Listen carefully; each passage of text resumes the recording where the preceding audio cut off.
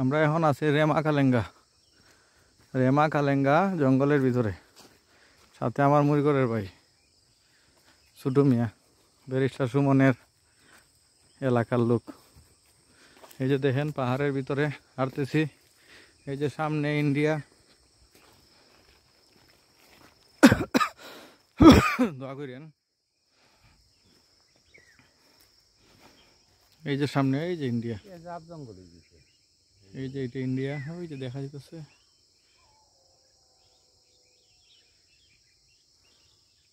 রেমা কালেঙ্গা অভয়ারণ্যের ভিতরে আছে।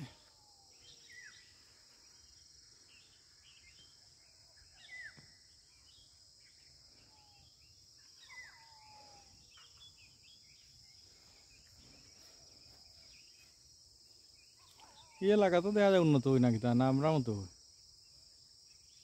রাস্তাঘাট মানে আমরা তার মতো